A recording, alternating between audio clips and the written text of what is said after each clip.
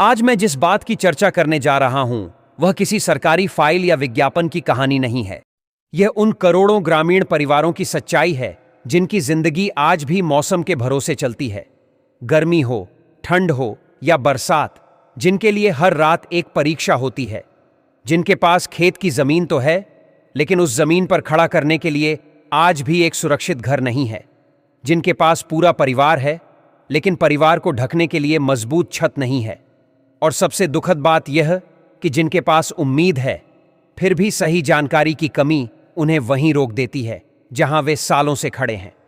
अगर आप गांव में रहते हैं, अगर आपने अपने आसपास ऐसे घर देखे हैं जिनकी दीवारें मिट्टी की हैं, छत से पानी टपकता है और हवा आते ही डर लगने लगता है, तो यह जानकारी सीधे आपसे जुड़ी है।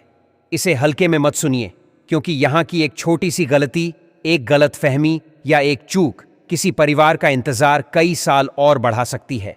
सरकार ने एक ऐसी योजना बनाई है जिसका फोकस शहरों से ज्यादा गांवों पर है। सोच बिल्कुल साफ है, कोई भी गरीब ग्रामीण परिवार ऐसा न रहे जिसे हर रात यह डर सताए कि छत टिकेगी या नहीं। यह योजना कोई अचानक लाई गई नई घोषणा नहीं है। इसकी शुरुआत कई साल पहले हुई थी और समय के साथ इसमें लगातार सुधार किए गए। सरकार ने खुद यह माना कि हर सर्वे, हर सूची और हर आंकड़ा पूरी सच्चाई नहीं दिखाता। कई बार जरूरतमंद लोग छूट जाते हैं, कई लोगों का नाम कभी जुड़ ही नहीं पाता, और कुछ परिवार ऐसे भी होते हैं जो सालों बाद भी उसी हालात में खड़े रहते हैं जहां से उन्होंने सफर शुरू किया था। अब जरा खुद से एक सवाल पूछिए, अगर कोई परिवार किसी पुराने सर्वे में शामिल नहीं हो पाया, तो क्या उसकी गरीबी अपने आप खत्म हो गई? क्या उसके सिर पर छत अपने आप बन गई? जवाब सीधा है, नहीं। इसी हकीकत को समझते हुए सरकार ने दोबारा गांव-गांव जाकर हालात देखने का फैसला किया। मकसद साफ था कि कोई भी असली जरूरतमंद सिर्फ इसलिए पीछे न रह जाए क्योंकि उसका नाम किसी पुराने कागज में दर्ज नहीं हो पाया था। यह पूरी जानकारी खास तौर पर उन्हीं लोगों के लिए है जो आज भी पक्का घर नहीं बना पाए हैं, जिनके पास सिर्फ इंतजार है, जिन्होंने कभी सर्वे में नाम दिया था या जिन्हें मौका ही नहीं मिला, और जो हर बरसात में डर के साथ रात गुजारते हैं कि पता नहीं सुबह कैसी होगी। यहीं से बात और गंभीर हो जाती है, क्योंकि यह योजना सिर्फ कागजों और घोषणाओं तक सीमित नहीं है। इसके पीछे एक पूरी जांच और चयन की प्रक्रिया होती है। सबसे पहले यह देखा जाता है कि किस परिवार के पास बिल्कुल घर नहीं है। उसके बाद यह परखा जाता है कि जिनके पास घर है उसकी हालत क्या है। क्या दीवारें कच्ची हैं? क्या छत कमजोर है? क्या घर रहने लायक भी है या नहीं? यह भी देखा जाता है कि परिवार के पास अपनी जमीन है या नहीं, और सबसे अहम बात, उस परिवार की आर्थिक स्थिति क्या है। पहले भी सर्वे हुए थे और पुराने आंकड़ों के आधार पर काम किया गया था, लेकिन समय के साथ हालात बदले, आबादी बढ़ी और जरूरतें भी बदलीं। इसलिए नए सर्वे में तकनीक का सहारा लिया गया, पहचान की पुष्टि की गई ताकि गलत लोग सूची में न आ सकें और सही जरूरतमंद का हक न मारा जाए। इस बार चयन सिर्फ दफ्तरों में बैठकर नहीं होना है। गांव की सभा में सूची रखी जाती है, लोग देखते हैं, सवाल पूछते हैं, आपत्ति दर्ज कराते हैं। अगर किसी ऐसे व्यक्ति का नाम जुड़ गया है जिसे लाभ नहीं मिलना चाहिए, या किसी जरूरतमंद का नाम छूट गया है, तो सुधार का रास्ता खुला रहता है। इसलिए यह सिर्फ सरकार की योजना नहीं रह जाती, बल्कि पूरे गांव की जिम्मेदारी बन जाती है। अब बात आती है उस सवाल की जो हर किसी के मन में सबसे पहले आता है, पैसा। क्योंकि बिना पैसे के कोई भी घर नहीं बन सकता। इस योजना के तहत सरकार सीधे लाभार्थी के बैंक खाते में सहायता भेजती है। कोई बिचौलिया नहीं, कोई दलाल नहीं, कोई घूस नहीं। पैसा एक साथ नहीं, बल्कि किस्तों में दिया जाता है। जैसे जैसे निर्माण आगे बढ़ता है, वैसे वैसे अगली किस्त मिलती है। इसका मकसद साफ है, यह सुनिश्चित करना कि घर सच में बन रहा है, सिर्फ कागजों में नहीं। मैदानी इलाकों और पहाड़ी या विशेष क्षेत्रों के लिए सहायता राशि अलग रखी गई है। वजह बिल्कुल साफ है, पहाड़ी इलाकों में सामग्री पहुंचाना मुश्किल होता है, मजदूरी ज्यादा लगती है और खर्च बढ़ जाता है। इसलिए नियम भी हालात के हिसाब से बनाए गए हैं।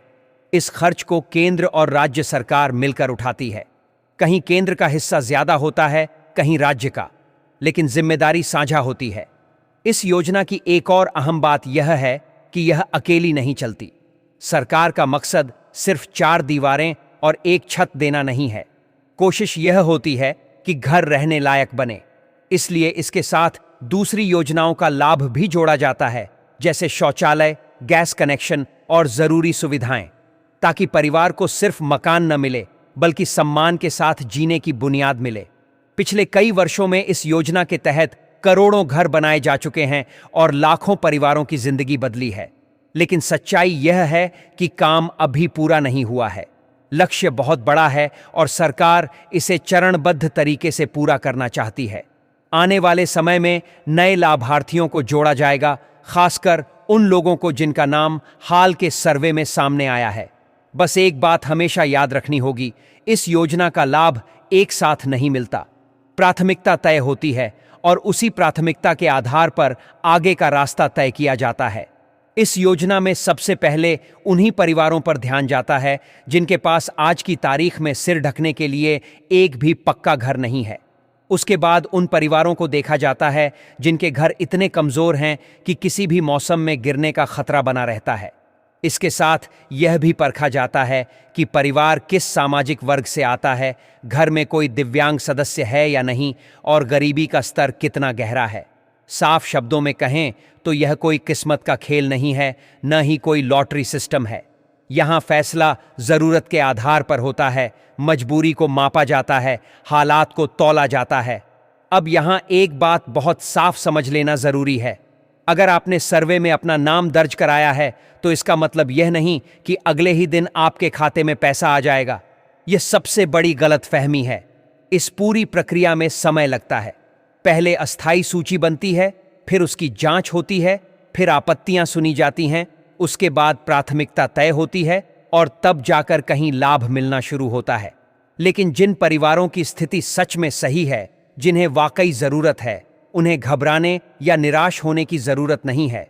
पंचायत और ब्लॉक स्तर पर अधिकारी इसी काम के लिए होते हैं कि इस प्रक्रिया में आपकी मदद हो सके। नियमों के हिसाब से आपको हर दफ्तर के चक्कर नहीं काटने चाहिए, और अगर कहीं कोई समस्या आती भी है तो उसका समाधान भी तय प्रक्रिया के तहत ही किया जाता है। यहीं पर एक सवाल खुद से पूछना बहुत जरूरी हो जाता है। क्या आपके गांव में आज भी कोई परिवार ऐसा है जो झोपड़ी में रह रहा है? क्या किसी जरूरतमंद का नाम छूट गया है? क्या किसी को इस योजना की सही जानकारी ही नहीं मिली? क्योंकि हकीकत यह है कि कई बार गरीबी से ज्यादा बड़ी समस्या जानकारी की कमी बन जाती है। आने वाले समय में लाभ का वितरण एक तय क्रम और तय योजना के तहत होगा। अलग अलग वर्षों में नए घर बनाए जाएंगे। सरकार का मकसद बिल्कुल साफ है, सही आदमी को सही समय पर मदद मिले, तकनीक का सही इस्तेमाल हो, गांव की सहमति शामिल हो और पूरी प्रक्रिया इतनी पारदर्शी हो कि किसी के मन में शक की गुंजाइश न बचे। अगर आप यहां तक ध्यान से सुन रहे हैं तो समझ लीजिए कि यह जानकारी आपके लिए जरूरी है, क्योंकि अभी तक हमने सिर्फ नींव समझी है। आगे की कहानी और भी अहम है।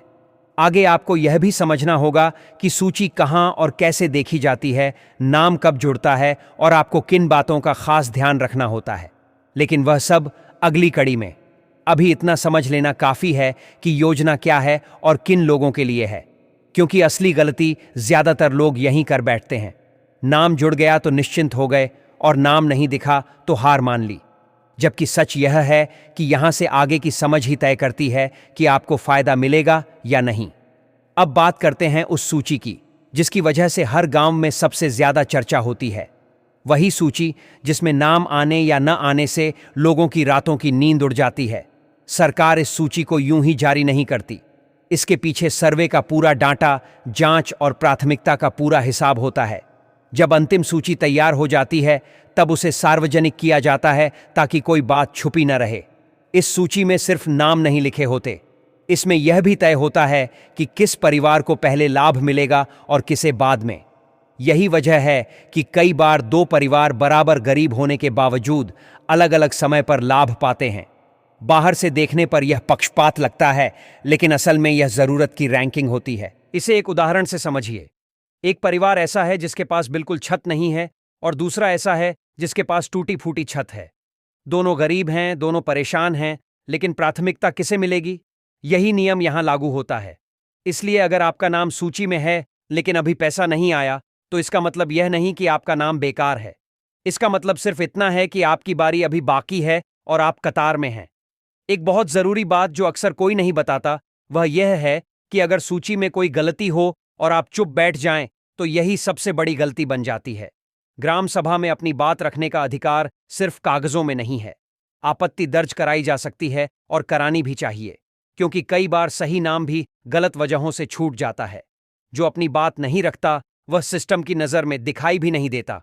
अब आते हैं उस सवाल पर जो हर किसी के मन में घूमता रहता है, पैसा कब आएगा, कैसे आएगा और क्या पूरा पैसा एक साथ मिलेगा। इसका जवाब बिल्कुल सीधा है। पैसा कभी भी एक साथ नहीं आता, यह हमेशा किस्तों में दिया जाता है। पहली किस्त तब मिलती है जब निर्माण शुरू होता है, अगली किस्त तब जब काम एक तय स्तर तक पहुंच जाता है, और अंतिम सहायता तब मिलती है जब घर लगभग पूरा हो जाता है। इसका मकसद साफ है। सरकार यह सुनिश्चित करना चाहती है कि पैसा सही जगह खर्च हो, घर बने, सिर्फ कागजों में नहीं बल्कि जमीन पर। इसीलिए हर चरण की तस्वीरें ली जाती हैं, हर चरण का रिकॉर्ड रखा जाता है, और आज के समय में यह सब सिस्टम से जुड़ा होता है। इससे गड़बड़ी की संभावना बहुत कम हो जाती है। अब अगर पहाड़ी और दूर दराज इलाकों की बात करें तो वहां रहने वाले लोग अक्सर सोचते हैं कि उनके लिए नियम अलग क्यों हैं, लेकिन सच्चाई यह है कि वहां हालात अलग हैं। सामग्री पहुंचाना मुश्किल होता है, मजदूरी ज्यादा लगती है और खर्च अपने आप बढ़ जाता है। इसलिए सहायता राशि भी उसी हिसाब से तय की जाती है। यह कोई अतिरिक्त फायदा नहीं है, यह जरूरत का हिसाब है। एक और बात बहुत जरूरी है समझना, यह योजना सिर्फ चार दीवार और एक छत देने तक सीमित नहीं है। सरकार चाहती है कि घर सच में रहने लायक हो।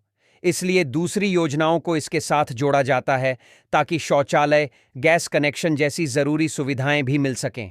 इससे परिवार को सिर्फ मकान नहीं बल्कि सम्मान के साथ जीने की सुविधा मिलती है।